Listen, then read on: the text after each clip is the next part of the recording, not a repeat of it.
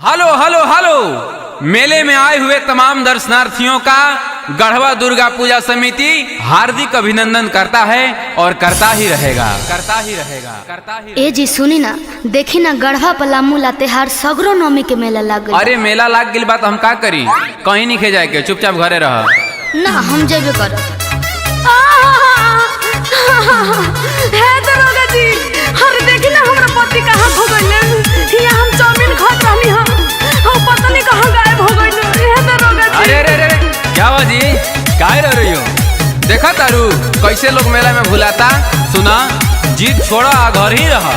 नवमी के मेलावा में भीड़ बड़ी यार बा, गढ़वा पलामू संगे झूमत लाते हार बा। नवमी के मेलावा में भीड़ बड़ी यार बा, गढ़वा पलामू संगे झूमत लाते हार बा। लागल मनहवा के लालसा पूरा दिन।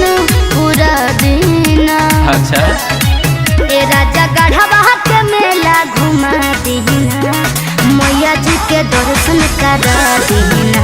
राजा गढ़वा के मेला घुमा दीना, मैया जी के दर्शन करा दीना।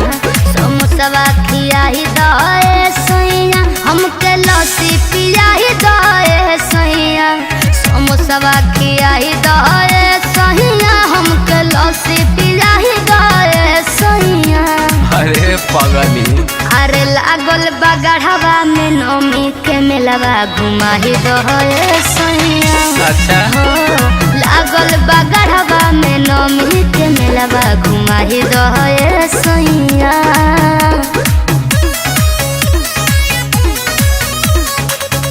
म्यूजिक बाय टिंकू तूफान।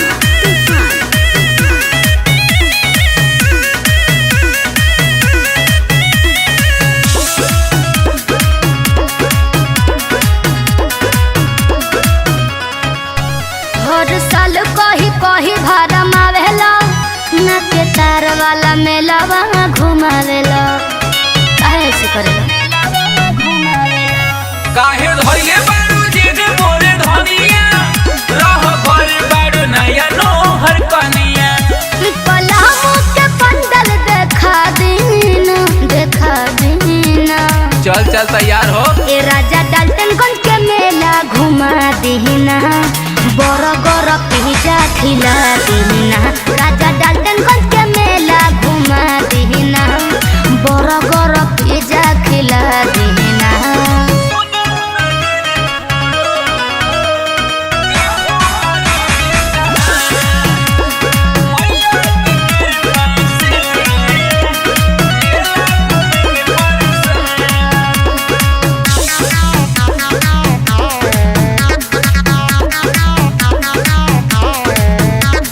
धनंजय तू करो ना झमेला, असो घुमा दोनों लगमा के मेला। ए जी काजी सुनता नहीं थी काहे करत तारू धनिया तू खेला, बड़ी भारी होला ये मिला के मेला। जाईती भुजी के बढ़िया मंगा दीना। अरे रुको रुको, हमें लेके आओ ए तनी। राजा यारा के मेला घुमा दीना, अरे दिया हो। मैया जी के दर्शन करा दीना। राजा यारा के मेला घुमा दीना, मैया जी के दर्शन करा दीना। अच्छा ना मनबे तो चल चल चल तैयारी कर। अगर आप चाहते हैं ऑडियो वीडियो सबसे पहले आप तक पहुंचे तो लाल बटन दबाकर चैनल को सब्सक्राइब करें और हाँ, बेल आइकन को दबाना ना भूलें।